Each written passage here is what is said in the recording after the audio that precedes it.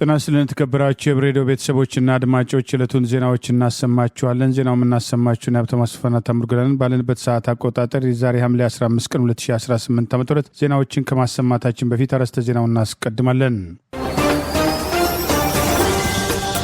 የተጠናከረ የፋኖ ወታደራዊ እንቅስቃሴ አገዛዙ የድሮን ጥቃትና መነኮሳት ሞት፣ ትግራይና አዲሱ የጦርነት እቅድ፣ ሰላማዊ ሰዎች ላይ ያነጣጠረ የከባድ መሳሪያ ጥቃት፣ ሙስናና ፖሊስ፣ የሲዳማው ጭፍጨፋ፣ የስሙላው ኮሚሽንና አዲስ አበባ፣ አቶ ተክሌ ሻውና የአክብሮት ምሽቱ፣ ትራምፕና ፊፋ የሚሉና ሌሎችም ወቅታዊ ዜናዎች ያለውን ዝርዝሩን እንሆ።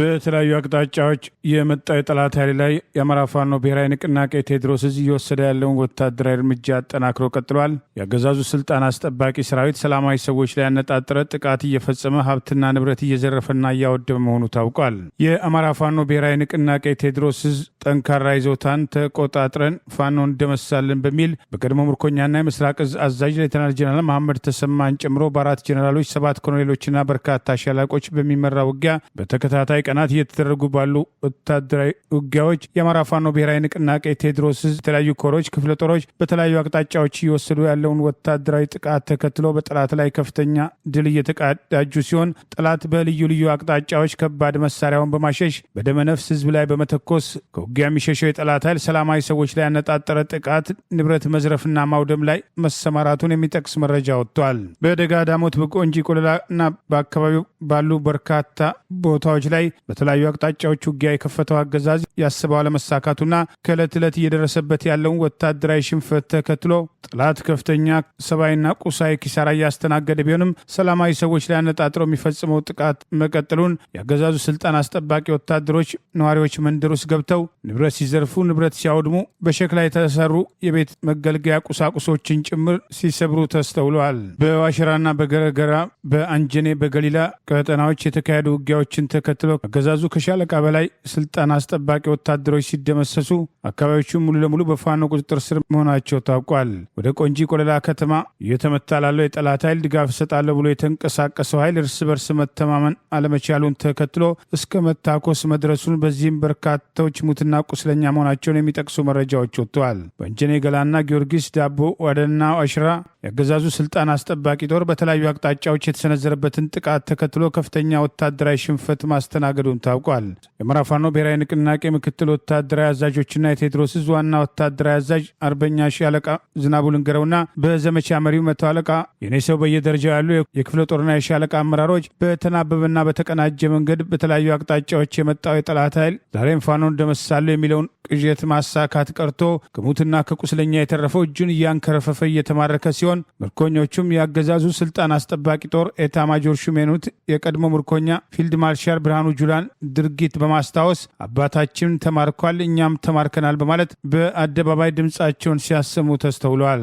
የክረምት ወቅት በአካባቢው ለአርሶ አደሩ አስፈላጊ መሆኑን የሚያውቀው አገዛዝ አርሶ አደሩን ከእርሻ ስራው ለማደናቀፍ ለመጨፍጨፍና በሰላማዊ ሰዎች እንስሳት ላይ ከሚሰነዝረው ጥቃት በተጨማሪ ዋና ኢላማ በማድረግ ሰብሎች ላይ ጭምር በከባድ መሳሪያ ውድመት እያደረሰ ሲሆን ይህም የአማራ ህዝብን በጥይትም በረሃብም ለመጨረስ ያለውን የአገዛዙን ፍላጎት ያሳያል የሚሉ አስተያየቶች ተከትለው ቀርበዋል። የአገዛዙ ኃይል የያዘውን ኃይል ሙሉ ለሙሉ ይዞ እንዳይወጣ በተለያዩ አቅጣጫዎች እየተደረጉ ያሉ ውጊያዎች ዛሬም ማምሻውም ድረስ ተጠናክረው መቀጠላቸውን የሚጠቅሱ መረጃዎች ወጥተዋል። አገዛዙ ከመድፍ ቢኤም እና ዙ 23 በተጨማሪ በድሮንና በጀት እንዳለፉት ቀናት ሁሉ ዛሬም መፍጨርጨር ያደረገ ቢሆንም ሰላማዊ ሰዎችን ከመጉዳት ያለፈ የፋኖ ወታደራዊ እንቅስቃሴ መግታት አለመቻሉም ታውቋል። አፋብን ቴዎድሮስ ዕዝ 109ኛ ኮር 99ኛ ክፍለ ጦር ክብር ተመስገን ሻለቃ ገሊላና አንጀሌ ከተማን ትላንት የአገዛዙን ስልጣን አስጠባቂ ጦር በማጥቃት የተቆጣጠረ ሲሆን ይህን ለማስለቀቅ በአገዛዙ በኩል የተደረገው መፍጨርጨር እንዳልተሳካም ታውቋል። አገዛዙ ባለፈው በደጋ ዳሞት የደረሰበትን ወታደራዊ ሽንፈት አስታኮ ለረጅም ጊዜ ዝግጅት ሲያደርግ ቆይቶ ሰሞኑን በተከታታይ በርከት ያለው አገዛዙ ስልጣን አስጠባቂ ወታደሮችን ከባድ መሳሪያዎችን ከአየር ጀትና ድሮን በማሰለፍ ያደረገው ወታደራዊ እንቅስቃሴ ያሰበውን ያህል እንዳልተሳካና ይልቁኑ ያገዛዙ ጀኔራሎች ሐሰተኛ የድል መረጃ ማሰራጨትና መጋለጣቸውን ጠቅሰን መዘገባችን አይዘነጋም። በሰሞኑ ውጊያ ከተደመሰሰ ያገዛዙ ኮሎኔል በተጨማሪ ቀደም ሲል በደጋ ዳሞት የ79ኛ ክፍለ ጦር አዛዥ ኮሎኔል አበራ በፋኖ መደምሰሱ ይታወሳል። በትግራይ ውስጥ ከሚንቀሳቀሱ ተቃዋሚ ፓርቲዎች መካከል አንዱ የሆነው ሳልሳይ ወያነ ትግራይ ፓርቲ ለኢፌዴሪም ጠቅላይ ሚኒስትር ለዶክተር አብይ አህመድ በጻፈው ግልጽ ደብዳቤ በኢትዮጵያ መንግስትና በህዝባዊ ወያነ ሓርነት ትግራይ ህወሓት እንዲሁም በውጭ ኃይሎች መካከል አዲስ የጦርነት ደመና እያንዣበበ በመምጣቱ ከባድ ሰብአዊና ቀውስ ውድመት የሚያስከትል አዲስ ጦርነት እንዳይቀሰቀስ በአስቸኳይ የመከላከያና የሰላም እርምጃዎች እንዲወሰዱ ሲል ጥሪ አቀረበ። ፓርቲው በደብዳቤው እንዳመለከተው የትግራይ ህዝብና ኢትዮጵያም ካለፈው አውዳሚ ጦርነትም ካስከተለው መጠነ ሰፊ ሰብአዊና ኢኮኖሚያዊ ቀውስ ገና ሳያገግሙ በአሁኑ ወቅትም ሌላ የጦር ዝግጅትም ስጋትም ጫፍ መድረሱ እጅግ አሳሳቢ ነው ብሎታል። አሁን ሊቀሰቀስ የሚችለው ማንኛውም ግጭትም የክልሉን የኢትዮጵያን ህልውና አደጋ ላይ ከመጣሉ በፊትም ቀጠናዊ ዓለም አቀፋዊ ኃይሎችም አዲስ የጦር መሳሪያዎቻቸውን የሚፈተኑበት ወይም የሚፈትሹበት አደገኛ ውክልና ጦርነትም በእንግሊዝኛው ፕሮክሲ ወር ሊሆን እንደሚችል ሳልሳይ ፓርቲ አስጠንቅቋል። ሳልሳይ ወያኔም ትግራይ አዲስ ጦርነትን ለማስቀረትም ዘላቂ ሰላምን ለማረጋገጥ የፌዴራል መንግስቱ ዋና ጥያቄዎችን ያለምንም ቅድመ ሁኔታ አላስፈላጊ ማጓተትም ሳይከተል በአስቸኳይ እንዲመልስም ብሎ ጠይቋል። ከነዚህ መካከልም ትግራይ ህገ መንግስታዊ ግዛት እንዲከበርም ከጦርነት በኋላም የተከሉ ያላቸውን ህገወጥ መዋቅሮችን በአስቸኳይ ፈርሰው ህጋዊ አሰራር ወደ ነበረበት እንዲመለስም በጦርነት ምክንያት የተፈናቀሉ የተሰደዱ በመቶ ሺዎች የሚቆጠሩ የትግራይ ብሔር ተወላጆች ያለምንም ስጋት መስተጓጎል ሰብአዊ መብታቸው ተጠብቀው ወደ ቀድሞ ቀያቸው በአስቸኳይ እንዲመለሱ እንዲቋቋሙ ለህዝብ የዕለት ተዕለት ኑሮ ወሳኝ የሆኑ ማህበራዊና ኢኮኖሚያዊ መሰረታዊ አገልግሎቶችም ፍትሃዊ የፌዴራል በጀት ክፍፍልን ጨምሮ ያለምንም ገደብ ሙሉ በሙሉ ስራ ላይ እንዲውል ጠይቋል። ሳልሳይ ወያኔ በዚሁ ደብዳቤው አጥብቆ እንዳሰመረበት የትግራይ ህዝብ ህጋዊና ሰብአዊ ጥያቄዎችም ከተለያዩ የፖለቲካ ጥቅሞች ወይም ከህዝባዊ ወያነ ሓርነት ድርጅታዊ እንቅስቃሴዎች ጋርም ተያይዘው መታገዳቸው ለሌላ ጦርነት መቀስቀሻ ዋና ምክንያት እየሆነ ይገኛል በማለት ስለዚህም የፌዴራል መንግስቱ የጦርነት ነጋሪት መምታቱን እና ቅስቀሳዎችን በአስቸኳይ አቁሞ የትግራይን ህዝብ ጥያቄዎች በተለይ መልኩ በማየት በሰላማዊ መንገድ በውይይትና እውነተኛ ምላሽ እንዲሰጥም ሲል ጥሪ አቅርቧል። በኢትዮጵያ ኦርቶዶክስ ተዋሕዶ ቤተክርስቲያን የደቡብ ወሎ ሀገረ ስብከት የአባይ ቅድስት አርሴማ ገዳም ላይ አገዛዙ ዛሬ የሰነዘረውን የድሮን ጥቃት ተከትሎ በመነኮሳት ላይ ሞትና ከባድ የመቁሰል አደጋ የደረሰ ሲሆን ብዙዎቹ የቆሰሉት በሞትና ህይወት መካከል እንደሚገኙ ታውቋል። የአገርን ዳር ድንበር የመጠበቅ ተልዕኮ ያለው አየር ኃይል የአብይ አገዛዝን ስልጣን ለማስጠበቅ ዛሬ ሐምሌ 15 ቀን 2018 ዓ.ም በኢትዮጵያ ኦርቶዶክስ ተዋሕዶ ቤተክርስቲያን የደቡብ ወሎ ሀገረ ስብከት የአባይ ቅድስት አርሴማ ገዳም በጸሎት ላይ በነበሩ መነኮሳት ላይ በተሰነዘረ የድሮን ጥቃት ቢያንስ 2 መነኮሳት ህይወታቸው ሲያልፍ ከ10 በላይ በከባድ መቁሰላቸውን በከባድ የቆሰሉትን በህይወትና በሞት መካከል እንደሚገኙ ታውቋል። ዓለም በቃኝ ብሎ የመነኑ ገዳማውያን ላይ በድሮን ለመጨፍጨፍ የቆረጠው አገዛዝ የሰነዘረውን ጥቃት ተከትሎ የደቡብ ወሎ ሀገረ ስብከትም ሆነ የኢትዮጵያ ኦርቶዶክስ ተዋሕዶ ቤተክርስቲያን ጠቅላይ ቤተ ክህነትም ሆነ ቅዱስ ሲኖዶሱ በማህበራዊ ሚዲያ መረጃው በስፋት እየተሰራጨ ቢሆንም በጉዳዩ ላይ የሰጡት መረጃ የለም። የአማራ ፋኖ ብሔራዊ ንቅናቄ ወሎ ቤተ አማራ ምኒልክ በአካባቢው በመነኮሳት ላይ የተሰነዘረውን የድሮን ጥቃት ተከትሎ ባወጣው መረጃ ከመካነ ሰላም ከተማ ወጣ ብሎ በተወሰነ ኪሎ ሜትር ርቀት ላይ በሚገኘው በዚሁ የኢትዮጵያ ኦርቶዶክስ ተዋሕዶ ቤተክርስቲያን በደቡብ ወሎ ሀገረ ስብከት ስር የሚገኘው አባይ ቅድስት አርሴማ አንድነት ገዳም ዛሬ ሐምሌ 15 ቀን 2018 ከረፋዱ 4 ሰዓት ላይ በተሰነዘረ የድሮን ጥቃት 10 የገዳሙ መነኮሳት ላይ ከፍተኛ ጉዳት መድረሱን አስቀድሞ የገለጸ ሲሆን አንድ መነኩሴ ወዲያው ህይወታቸው ሲያልፍ በሞትና በህይወት መካከል የሚገኙ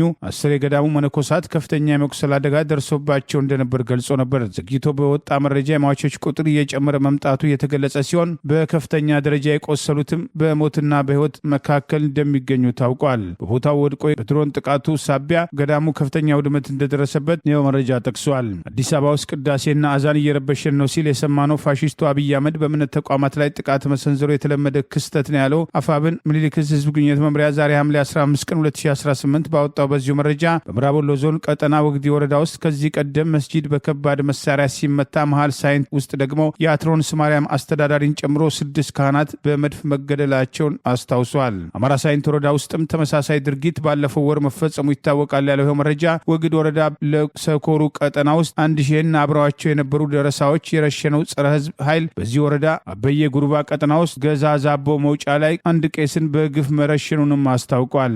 የሚያሳየው አገዛዙ የአማራን ህዝብ ከነ ባህሉና ከነ ሃይማኖቱ ጭምር ለማጥፋት ቆርጦ መነሳቱን ያለው ምኒልክ የህዝቡ ትግል መዳረሻ ነጻነትና የአማራ ህዝብን የህልውና ተጋድሎ አጠናክሮ መቀጠል መፍትሄ መሆኑን አፋብን ወሎ ቤተ አማራ ቀጠና ምኒልክ ሚዲያና ኮሚኒኬሽን ዛሬ ሐምሌ 15 ቀን 2018 ባወጣው በዚሁ መረጃ ገልጿል። የድሮን ጥቃቱን ተከትሎ የቀድሞ የኢትዮጵያ ሰብአዊ መብቶች ስብስብ ዋና ዳይሬክተር የነበረው የመብት ተሟጋቹ አቶ ያሬድ ኃይለማርያም የህዝብን መንደር በድሮንና በከባድ መሳሪያ እየደበደቡና ንጹሐንን እየጨፈጨፉ ኢትዮጵያ እየመከረች ነው የሚል የፖለቲካ ቁማር አዲስ አበባ ላይ መቆመር የፋሽስታዊ ስርዓት ባህሪ ነው በማለት ድርጊቱን አውግዟል። የአገዛዙ ስልጣን አስጠባቂ አየር ኃይል ዛሬ በገዳሙ ላይ የፈጸመው የጦር ወንጀል በቪዲዮ ማስረጃ በማህበራዊ ሚዲያ በስፋት እየተሰራጨ ቢሆንም በቤተክርስቲያኒቷና በመነኮሳቱና ገዳሙ ላይ የደረሰውን ጥቃት ግን በማህበራዊ ሚዲያ ከሀገር ቤት የሚያወግዙ ብዙም ድምጻቸው ያልተሰማ ሲሆን ይህም በቅርቡ በአሩሲ በኦርቶዶክሳውያን ላይ ተሰንዝሮ የነበረውን ጥቃት ተከትሎ ጠቅላይ ሚኒስትሩ በፓርላማው መዝጊያ ዕለት ሰኔ 30 ቀን 2018 አዲስ አበባ ቁጭ ብላችሁ ሳታጣሩ የምትናገሩትን ጥቃት ካደረሱት እኩል እርምጃ እንወስዳለን በማለት የሰጡት ማስፈራሪያ ተከትሎ በእምነት ተቋማት የሃይማኖት አባቶች መነኮሳትና ምዕመናን ላይ የሚሰነዝረውን ጥቃት አገዛዙ ወንጀሉ እንዳይጋለጥ አፈናን አማራጭ ማድረጉ ተደጋግሞ ሲጠቀስ ቆይተዋል። የአሜሪካ ወታደሮች የዛሬ 2 ዓመት በየመን እስር ቤት በፈጸሙት ጥቃት ልጆቻቸውን ያጡ ኢትዮጵያን ወላጆችም ዛሬ ድረስ እንባቸውን አለማቆሙም ተናገሩ። ሚድል ኢስት አይ ዘጋቢ ሰሞኑን ወደ ሰሜን ኢትዮጵያም ትግራይ ክልል ውቅሮ አካባቢ በመጓዝ የተጎጂዎችን ቤተሰብ ለማነጋገር ሙከራ ያደረገ ሲሆን የቀይ ባህርን ተሻግረው ወደ ሳውዲ አረቢያም ለመግባትም ጥረትም አድርገው በድንበር ጠባቂዎችም በመያዝ በየመን እስር ቤት ውስጥ ታጉረው ከሚገኙ ኢትዮጵያን ታሳሪዎች መካከል በአየር ጥቃትም ህይወቱ ያለፈው ኢትዮጵያዊ ወጣት ቴስሩ ኃይሉ ወላጅ እናት ወይዘሮ ብርሃን አካዚ ድርጊቱ በተካሄደ ማግስትም ልጃቸውን ሞት መርዶ እንደተነገራቸው ከአንድ ቀን በፊትም በስልክ ያነጋገሩት በቅርቡም ከስራት ተለቅቄም ዳግም እንገናኛለን እናቴ አይዞሽ የሚል የተስፋ ቃል የሰጣቸው ልጃቸው የተናገራቸውን መርዶ ሁሉ መቀበል አለመቻላቸውን በሰሙት ልባቸውም ዛሬ ድረስም መሰበሩን ገልጸዋል። የሟቹ ወጣት ወላጅ አቶ መሐሪ ለጋዜጣው በሰጡት አስተያየትም እንደ ወላጅም የደረሰብንን ሐዘን መቀበል ሐዘናችንን መቋቋም በእጅጉም ቀላል አይደለም፣ ብርቱ ፈተና ሆኖብናል። ዓለም ፊቷን ያዞረችብን መስሎ ይታየናል ብለዋል። ወላጅ አባትም አቶ መሐሪን አስተያየታቸውን ሲቀጥሉም አፈር ቆንጥሬም በግብአተ እረፍቱን ያላረጋገጥኩት ልጄም ዛሬ ድረስ ይመጣ ይሆን ብዬም ለራሴ እነግራለሁ። ምናልባትም የስልክ ጥሪም ያደርግልኝ ይሆናል ብዬም እጠባበቃለሁ። በቅጡ ያልቀበርኩት ልጄም ሞቷል የሚለውን መረጃም እንዴት ልቀበለው እችላለሁም ሲሉም ጠይቀዋል። የአሜሪካ ወታደራዊ ኃይል በሚያዝያ ወይም በፈረንጆቹ አፕሪል 28 2025 በሰሜን ምዕራብ የመን ሰዓዳም በሚገኘው ሀውቲዎች በሚቆጣጠሩበት እስር ቤት ባደረሰው ወታደራዊ ጥቃትም በትንሹ 68 አፍሪካን ስደተኞች መሞታቸውን 47 መቁሰላቸው ከጥቃቱ የተረፉት አስተያየት ሰጪዎችም ሚድል ኢስትም አይስ በሰጡትም አስተያየትም ህይወታቸው ሁሉም ያለፈው ሟቾችም ኢትዮጵያን ወጣቶች እንደሆኑ እድሜያቸውም ከ20ዎቹ ዓመታትም ያልዘለቀ እንደነበረም ገልጸዋል። በዚህ ጥቃትም አንድ ልጃቸውን የተገደለባቸው ወይዘሮ መብራትም ብሬ አሜሪካም ለምን ልጄን ገደለችብኝ? ክብሬንስ ለምን ነጠቀችብኝ? ማንም መንግስትም ያለ አንዳች ምክንያትም እስረኞችን ሲገድል ከዚህ ቀደም ሰምቼም አላቅም ነበርም ብለዋል። የአሜሪካ ውጭ ጉዳይ መስሪያ ቤት በኩሉ በጉዳዩ ዙሪያም ከጋዜጣው ለቀረበለት ጥያቄም ምላሽ አልሰጠም። ይሁን እንጂም ጉዳዩ ይጣራል የሚል አስተያየትን ቀደም ሲል መስጠቱ ይታወሳል። 2 እግሮቹን በፍንዳታው ያጣው 2 አይኖቹንም እንደዚሁ የተቆረጠው በአሁኑ ወቅት በአደን ወደብ ከተማ የሚገኘው የ27 ዓመቱም ሀባን ታሙዝጊ ጋዜጣው በዋትስአፕ አማካኝነት በሰጠው አስተያየትም በሞትና በመኖር መካከል ያለው ሰው ነኝ፣ እንደዚህ ከምኖር ሞቴን እመርጣለሁ ብሏል። አንጋፋው የታሪክ ተመራማሪና ጸሐፊ አቶ ተክሌ ሻው ለአማራ ሕዝብ ያደረጉትን አስተዋጽኦ ግምት ውስጥ በማስገባት የአክብሮት ምሽት በዚህ በላስ ቬጋስ ተካሄደ። የአማራ ሕዝብን ለማንቃት ላደረጉት አስተዋጽኦ ምስጋና ቀርቦላቸዋል። በላስ ቬጋስ ኔቫዳ ከሚኖሩ የአማራ ብሔር ተወላጆች ጥቂቶች በመሰባሰብ ሞረሽ ወገኔን በመመስረት ምጽአት አማራ መጽሐፍ እንዲዘጋጅ ከማድረግና ባለፉት ከ30 ዓመታት በላይ አማራን ለማደራጀትና ለማንቃት በተለያዩ ደረጃዎች የተለያዩ አስተዋጽኦችን ሲያደርጉ የነበሩት የታሪክ ተመራማሪ መሪና ጸሐፊ የሆኑት አቶ ተክሌ ሻውን የሞሮሽ ወገኔ መስራች አቶ ተክሌ ሻውን ለማክበር በትላንትናው ዕለት በዚሁ ከተማ የአክብሮት ምሽት ተካሄደ። የአማራ ማህበር በኔቫዳ ሊቀመንበር አቶ መስፍን ዘመድኩን በዚሁ የአክብሮት ምሽት ላይ በግዛቱ የሚኖሩ ጥቂት የአማራ ብሔር ተወላጆች በመሰባሰብ አቶ ተክሌ ሻው ያደረጉትን አስተዋጽኦ ግምቱ በማስገባት የአክብሮት ምሽት ማዘጋጀት አስፈላጊ እንደነበር በመጥቀስ አቶ ተክሌ ላደረጉት አስተዋጽኦ ሊከበሩና ሊመሰገኑ የሚገባ በርካቶች የአማራን ጉዳይ ችላ ባሉበት ወቅት ብቻቸውን ከጥቂቶች ጋር በመቆም ለማንቃትና ለማደራጀት አማራ ሕዝብ እየደረሰበት ያለውን ጥቃት ተደራጅቶ እንዲመክት ለማድረግ ከፍተኛ አስተዋጽኦ ማድረጋቸውን ገልጿል። እና በተረዳን መጠን የጋሽ ተክሌን ልፋት ለአማራው ራሱን ለመከላከል በሚያደርገው ጥረት ራሱን እንዲያቅ ሁላችንም ራሳችንን እንድናቅ የለፋበትን እና የሰራቸውን ስራዎች ዋጋ እንደምንሰጥ እና በፈረንጅኛው ሲነገር ምናልባት ሰፋ አድርጎ ሊገልጸው ስለሚችል ሪኮግናይዝ ለማድረግ ነው የተሰባሰብነው። መቼም ማንኛውን ነገር የሚጀምረው ከትንሽ ነው። እያንዳንዱ ማይል ከአነስተኛዋ ከአንድ እርምጃ ነው የሚጀምረው እና ጋሽ ተክሌ የጀመረው የለፋበት ከእሱ በፊትም የለፉ እና መንገዱን ያሳዩ ቢኖሩ እሱ ደግሞ ብቻውን ሲወዛወዝ እንደነቃለን። ያ አሁን ባለንበት ሁኔታ ምን ያህል ደረጃ ላይ እንደደረሰ የእሱ አስተዋጽኦ ምን እንደሆነ ሁላችንም እንገነዘባለን።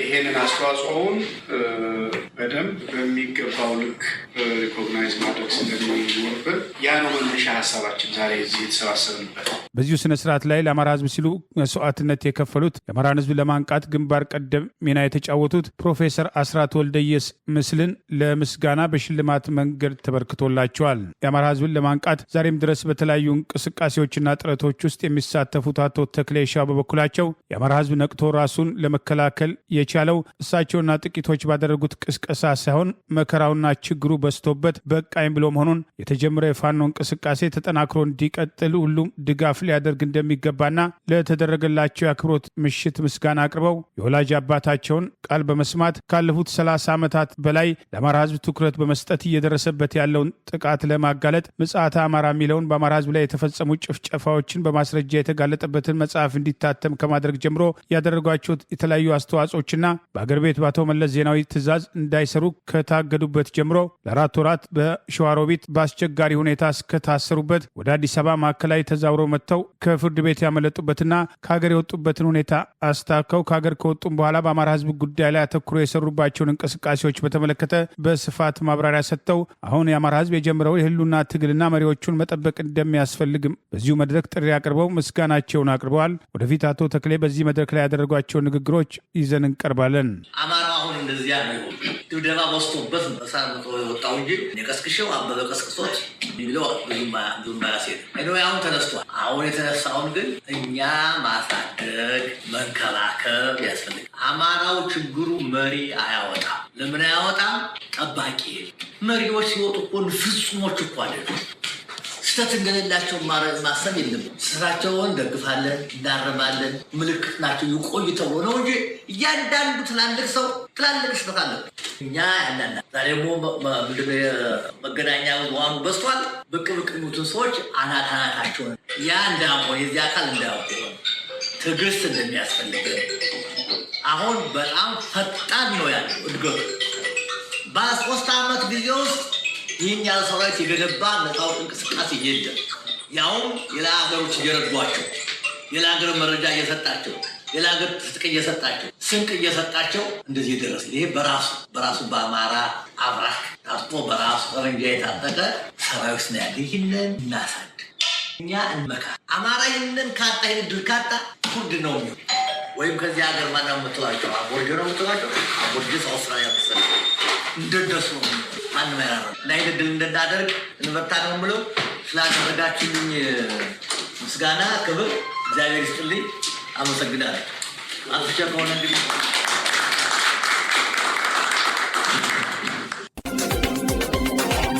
በምስራቅ ጎጃም ደባይ ጠላት ግን ወረዳ ንጹሐንን ኢላማ ያደረገ የመድፍ ጥቃት መፈጸሙን አርሶ አደሮች ተናግረዋል። በአካባቢው ፋኖም ሆነ ሌላ ታጣቂ ኃይል በሌለበት ሰላማዊ ሰዎች ላይ አነጣጥሮ እየተፈጸመ ያለው ጭፍጨፋ ከሐምሌ 11 ቀን ጀምሮ ዛሬ ድረስ መቀጠሉን ገበያ መሃል ጭምር መድፍ ጥለው ሰላማዊ ሰዎች መጉዳታቸውን ገልጸዋል።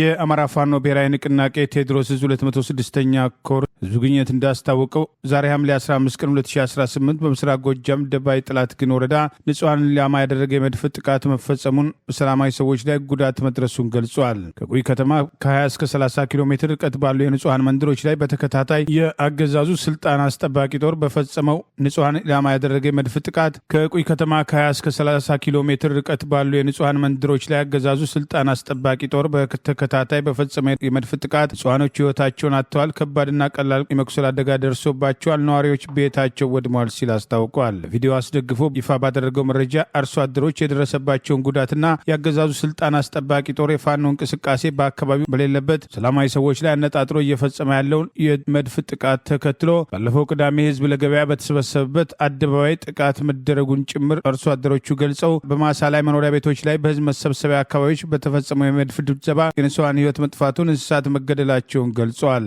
ምንም አይነት ውጊያ በሌለበት አካባቢ ከቁይ ከተማ የሚወረወረው መድፍ በ30 ኪሎ ሜትር ርቀት የሚገኙ ደብረ ኢየሱስ፣ ሽሜ አካባቢዎች ላይ በጎዛምን፣ ገደማላ እና ደጋማው ክፍል ላይ ንጹሃን ኢላማ ያደረጉ ጥቃቶች መፈጸማቸውን አፋብን ቴዎድሮስ 206ኛ ኮር ህዝብ ግንኙነት ዛሬ ሐምሌ 15 ቀን 2018 ይፋ ባደረገው በዚሁ መረጃ አርሶ አደሮች ገልጸዋል። ያው ባለፈው ከ11 ቀን ጀምሮ እስከ ዛሬ እስከ 15 ድረስ ይሄ መሳሪያ ይተኮሳል፣ ይወረወራል። አንድ ቀለታም ቅዳሜ ዕለት ገበያ መሀል ላይ ጥሎ ህፃንም ደካማም ሞተዋል፣ ቤትም ፈርሷል። በተመሳሳይ ዛሬም እዚያ ደብረ ኢየሱስ ሰፍሬ ጎጥ የሚባለው ላይ እንደዚህ አንድ ሴት ትሞት ቆስላለች። በየቀኑ የሚሞቱ እንስሳቶች ብዙ ነው የሚሞቱ ይባላል። በአይኔ ባላያቸውም በየቦታው ተጣለ ቁጥር ምንጊዜም ይጣላል። ከዚያ እስከ ዛሬ ይሄ ትልቅ መሳሪያ ቁይ ሆኖ በዚህ እየተወረወረ ብዙ እንስሳቶች ሁላ እየሞቱ ይገኙበታል፣ እየተገደሉ ነው የሚገኙ። ይሄ በዛሬው ዕለት ጧት ዘሩን የዘር መፈጠሪያ ሰዓት ነው። ባቄላ በቃ በተለያዩ ነገሮች የሚቀበርበት ነበረ። በዚህ አጋጣሚ በቤት ሰሞን ላይ ሰው እንኳን ሊዘራና እንኳን ሊጠቅም ለአርሶ ሊበላ ቀርቶ ድንጋጤ ሆኖ በየቤቱና በየእንትኑ ሲያለቀስና ሲላቀስ ነው የሚውል፣ ሲንጓለል ነው የሚውል። ዛሬ የዘር ወቅት ነበረ።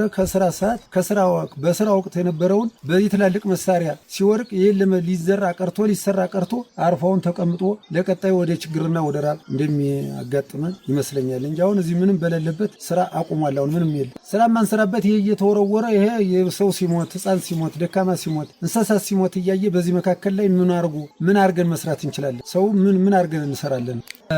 ከዚያን ቀን በ5 ቀን ሙሉ ውስጥ አንዷ ቀን እሁድ፣ ቅዳሜና እሁድ ናት። እሁድ የሰንበት የምናርፍባት ቀን ናት። ያቺ ስራ አንሰራባት። በሌሎች ግን ሙሉ ስራ በ4ቱም ቀኖች አንደኛውም ቀንም አለች። በ3ቱ ቀኖች ቀጣይም እስከ 16 እስከ 17 የምንሰራበት ቀን ነው። እነዚህ በሰሞን ስራዎች ሙሉዎች ስራ ነበሩ። በዚሁ ስራ ላይ እንዳንሰራ ተደርጎ በዚህ የሆነ ልቅሶና ሌላ ነገር እንደምታየው እዚህ የምታያቸው ሁሉ አሁን ህፃናት፣ አዛውንቶች፣ ደካሞች፣ ባልቴቶች፣ ሴቶች ናቸው ያሉ። እነዚህ ላይ አሁን እኔ እንዲህ አይነት መድፍ እንዲህ አይነት ጥላት እንኳ ቢኖር ከፋኖ ቢኖር ኖሮ እርግጥ ታገኘ ሊሆን ይችል ነበር። ግን ይሄ እንደምታያቸው ይሄ የምታየው ህፃናትና ጉብል፣ ደካማ፣ አዛውንት፣ አባወራ ናቸው ያሉ። ግልባጭ ናቸው። እዚሁ ነው ያሉ። እዚሁ አሁን ተዚህ ነው እዚሁ እነዚህ ሁሉ አሁን ማምጣት እንችላለን። እና ይሄ ባለበት እንዲህ አይነት ነገር እየተደረገ እኒህ እንኳ የሰው እጅ አይተውትን የሚያዱ ውሃ ተቀርቶላቸው እንጀራ ተበስሎላቸው ወጥ ተሰርቶላቸው ነው የሚበሉ።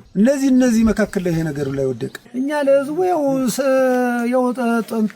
እኛ አዘን ብቻ ነው የሚጠበቅብን። አዘን ብቻ አልፋችሁ ከጥንቃቄ ጋር ጥንቃቄ ጭምር በተሞላበት አልፋችሁ እየተበታተናችሁ የአንድ ሰው ቤተሰብ እንኳ ከሚጠፋ ዘሩ ከሚጠፋ እዚያም እየሆናችሁ ዛሬ እየሞተም ቢሆን እየተደናንም ቢሆን እባካችሁ እርሻችሁን ዝሩ፣ ስራችሁን አታቋርጡ እያለ ነው የምንናገረው እኛ። እና ግን ሰው ሊተገብርልን አልቻለም። ምንም ሊተገብርልን አልቻለም። ሰው በቃ ድንጋጤ ላይ ነው ያለ። ዛሬ እንደምታየው ህፃኑ ለመነው ዛሬ በሚሰራበት ሰዓት እዚህ በድንጋጫውን የምታያቸውን የዋልቀሰው አራው ተክዞ ታገኛቸዋል። እዚያ ሴቶች ደካሞ የሚያለቅሱት እንታያለ።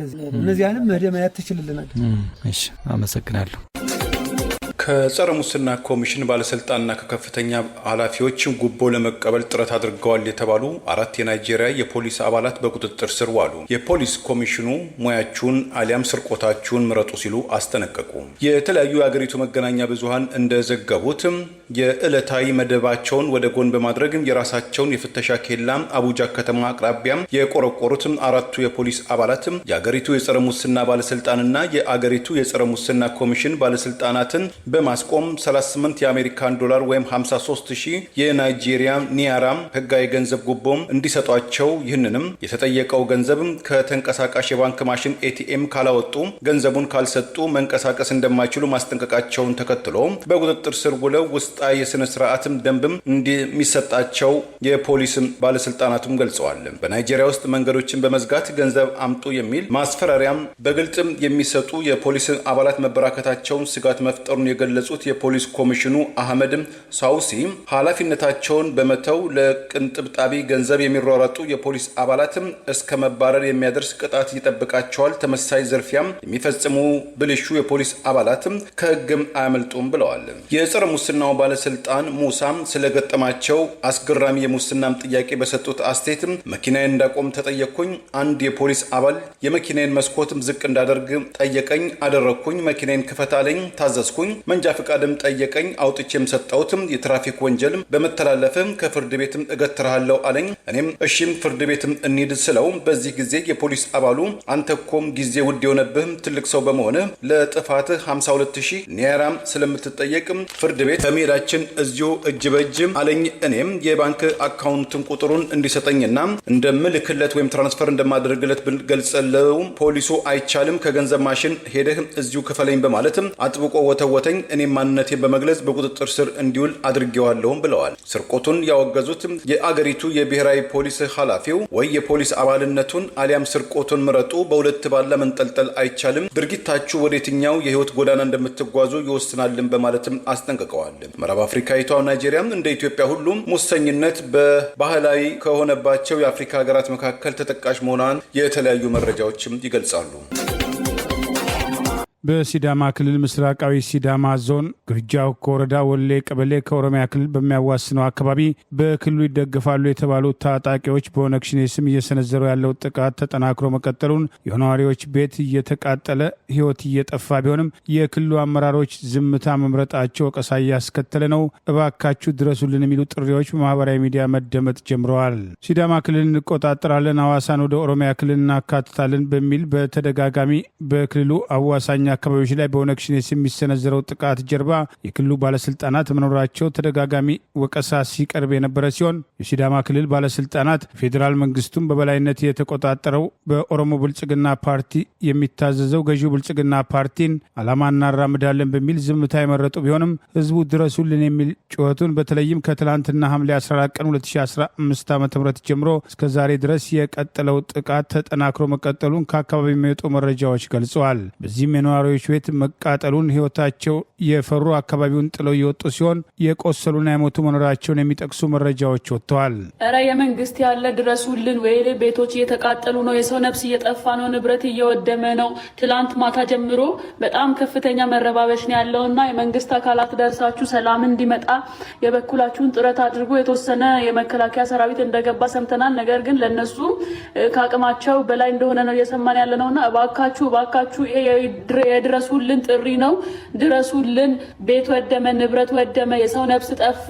እረ የመንግስት ያለ ድረሱልን። የሲዳማ ፖሊስም ሆነ የፌዴራል ፖሊስ መከላከያ ከአቅማችን በላይ ነው በሚል በከፍተኛ ደረጃ ታጥቆ በኦሮሚያ ክልል ባለስልጣናት ከጀርባ የሚደገፈው በኦነግ ሸኔ ስም ያሰማሩት ታጣቂ ቡድን ከነፍስ ወከፍ አልፎ ቡድን መሳሪያዎች ይዞ ጭምር የሚንቀሳቀስ መሆኑን ከአካባቢ የሚመጣ መረጃዎች የሚገልጹ ሲሆን በአካባቢ ያሉን ጉዳት ተከትሎ ባካችሁ ድረሱልን የሚሉ ጥሪዎች በማህበራዊ ሚዲያ እየቀረበ ይገኛል። በእንዲህ እንዳለ የህዝቡ ጉዳይ ያሳስባቸው ማህበራዊ አንቂዎች የክልሉ አመራር የት ነው ያለው? በስልጣናቸውን የሚመለከትና ከሙስና ጋር የተያዙ ቅሬታዎች ሲቀርቡ አደባባይ ላይ ወጥተው ፈጣን ምላሽ ለመስጠት የሚንቀሳቀሱ ቢሆንም በህዝቡ ላይ የተከፈተውን ጥቃትና ህዝቡ ላይ እየደረሰ ያለውን ችግር በተመለከተ ዝምታችሁ ምንድን ነው የሚሉ ወቀሳዎችም ተከትለው ቀርበዋል። ሞት በዚሁ ነው ወይ የሚቀጥለው? ግጭት በዚሁ ነው ወይ የሚቀጥለው? የዜጎች መጠቃት፣ የዜጎች መጎዳት፣ የዜጎች መቁሰል፣ የዜጎች ግራ መጋባት በዚሁ ነው ወይ የሚቀጥለው? ምን አይነት ምላሽ ይዞ ነው የተቀመጠው? እኔ ጥያቄ ያዘል ነገር ነው ማስቀመጥ ፈልገው። ምንድን ነው ሀሳቡ? ወይ ውስጡ ያለ ነገር ካለ በግልጽ ሚዲያ ላይ መቼም ተነካን ብለው ከዚህ በፊት ሚዲያ ላይ ወጥተው ሲያወሩ ሰምተናል። ሚዲያን ጠርተው በግልጽ ለህዝቡ አቋማቸውን ቢያሳውቁ፣ እየሞታችሁ ቀጥሉም ከሆነ እሰየው፣ ህዝቡ ራሱን ወደሚከላከልበት መንገድ ይሄዳል። አይ እኛ እንከላከልላችኋለን እየተመካከርን ነው ከፌዴራል መንግስቱ ጋር የሚል ነገር ካለም ለህዝቡ በግልጽ ማሳወቅ። አይ ራሳችሁን ተከላከሉ ከሁለቱም አልቻልንም ቃየኪ አጋዲ አንንኩ ቃየኪ ቆዲቴ አጋዲ ተወሮ ነው።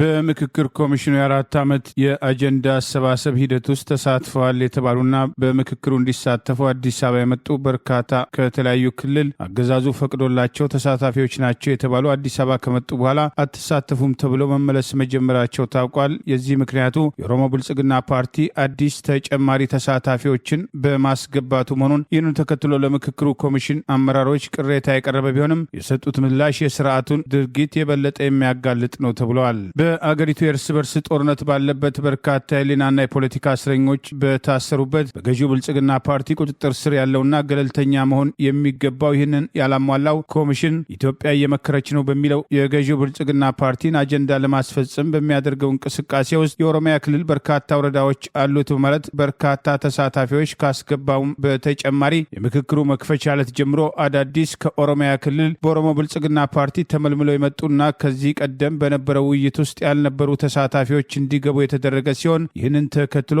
ትሳተፋላችሁ ተብለው ከተለያዩ ክልሎች የመጡ ተሳታፊዎች መካከል ከአዲስ አበባ የተመለመሉ የትግራይ ተወላጆችን ጨምሮ ሞልቷል፣ በእናንተ ምትክ ሌሎች ገብተዋል ተብለው እንዲመለሱ መደረጋቸውን የሚጠቅሱ መረጃዎች ወጥተዋል። ለኮሚሽኑ ቅሬታዊ መቅረቡና ጉምታዊ ያደገ መምጣቱን ተከትሎ ከኮሚሽኑ አመራሮች አንዱ ዶክተር አምባያ ኦጋቶ ለምክክር ኮሚሽኑ ተሳታፊ ናቸው ተብለው ከተመረጡ በተጨማሪ በርካታ ሰዎች ወደ አዳራሹ ዘውለው እንዲገቡ መደረጋቸውን አስታኮ ለቀረበው ቅሬታ ነገሩ እውነት መሆኑን በማመን የድግስ ዳስ ከጣልክ በኋላ ሰዎች ሲመጡ ተመለሱ አትልም የሚል ተልካሻ ምክንያት መስጠታቸውና በምክክር ውስጥ እያንዳንዱ አጀንዳ የሚያልፈው በድምፅ ብልጫ ነው፣ በድምፅ ብልጫ ይወድቃል የተባለበትን ስርዓት የሚያስታውሱ ወገኖች አስቀድመው ገዢው በኦሮሞ ብልጽግና ፓርቲ ፍላጎት የሚመራው ገዢው ብልጽግና ፓርቲን አጀንዳ ለማስፈጸም የተሄደበት ያለውን ርቀትና አዲስ አበባን ድሬዳዋን ጭምር እንጠቀልላለን፣ የኢትዮጵያን ስም እንለውጣለን፣ እስላማዊ መንግስት ይመስረትልን የሚሉ የገዢ ኦሮሞ ብልጽግና ፓርቲን አጀንዳ ተወያዮችን እያዋከቡ ለማስፈጸም የሚንቀሳቀሱ ወገኖች ገነው የወጡበት ሁኔታ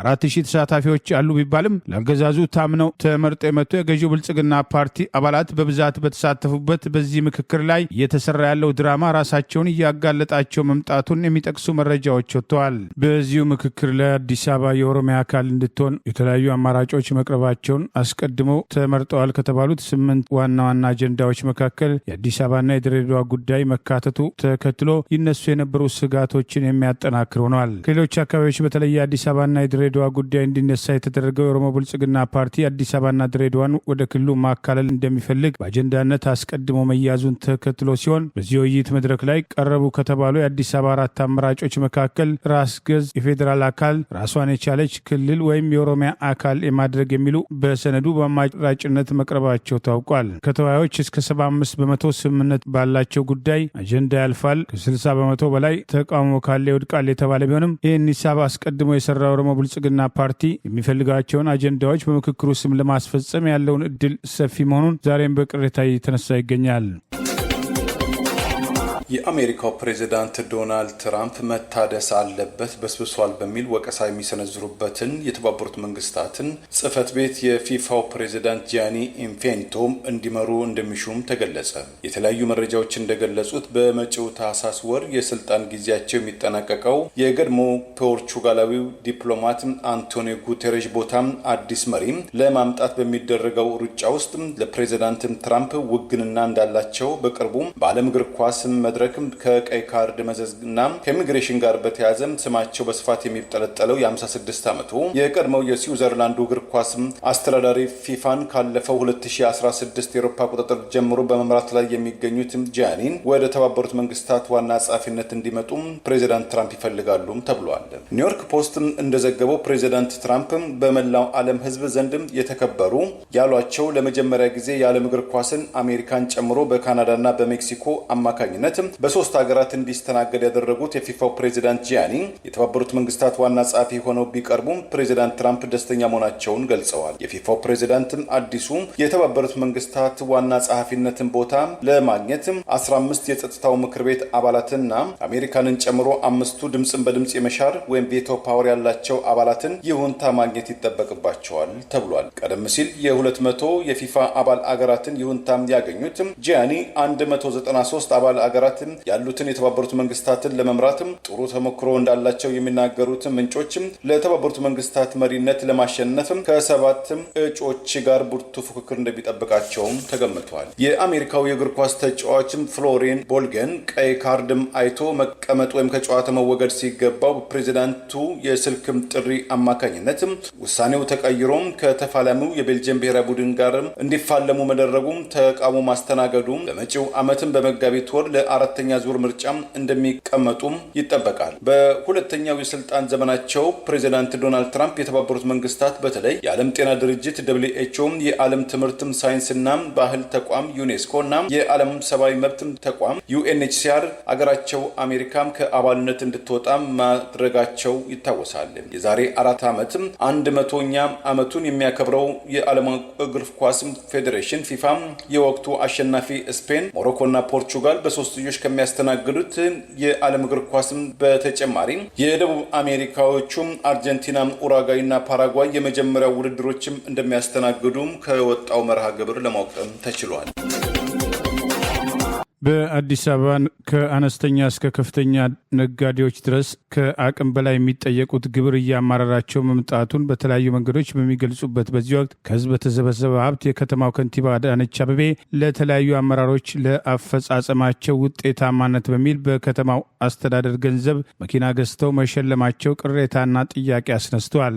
የተለያዩ የግብር ስርዓቶችና የነበሩ የግብሮችንም በማስፋት ከአነስተኛ እስከ ከፍተኛ ነጋዴ ድረስ ከፍተኛ ጫና ውስጥ በመክተት ከፍተኛ ሀብት ከህዝብ እየሰበሰበ የሚገኘው አገዛዝ ለብልጭልጭ ፕሮጀክቶችና ለጦር መሳሪያ ሀገሪቱን ሀብት እያባከነ ባለበት በዚህ ወቅት በአዲስ አበባ ከተማ ውስጥ ከአስተዳደሩ ሰራተኞች በተለያዩ ክፍለ ከተሞችና አመራሮች ላይ ውጤታማ ስራ ሰርተዋል በማለት የከተማው ከንቲባ ወይዘሮ አዳነች አቤቤ ሰሞኑን 20 ሚሊዮንና ከዚያ በላይ የሚያወጡ ተሽከርካሪዎችን በሽልማት መልክ መስጠታቸው ቅሬታ ያስነሳ ሲሆን ለመሆኑ በዚህ ደረጃ በህዝብ ሀብት የማዘዝ ስልጣን አላቸው ወይ? ተጠያቂነት የሌለበት ማናለብኝ አሰራር ከጊዜ ወደ ጊዜ የተጠናከረ፣ በተቃራኒው ግብር ከፋዩ በከፈለው ግብር ተገቢውን አገልግሎት ማግኘት ቀርቶ እንደ ሌባና ዘራፊ እየተቆጠረ ከጊዜ ወደ ጊዜ ከስራ እየወጣ በርካቶች የንግድ ፈቃዳቸውን እየመለሱ የንግድ ፈቃዳቸውን ለመመለስ ከዚህ ቀደም የነበረውን ሂሳብ አሰሩ በሚል ጫና ውስጥ መውደቃቸውን በምሬት እየገለጹ ሲሆን የግብር ጫናው በተለይም በቀጣዩ ዓመት አገዛዙ በቅርቡ ተጨማሪ የውጭ ምንዛሬ ለማግኘት ከዓለም አቀፉ የገንዘብ ድርጅት የተሰጠውን መመሪያ በቀጥታ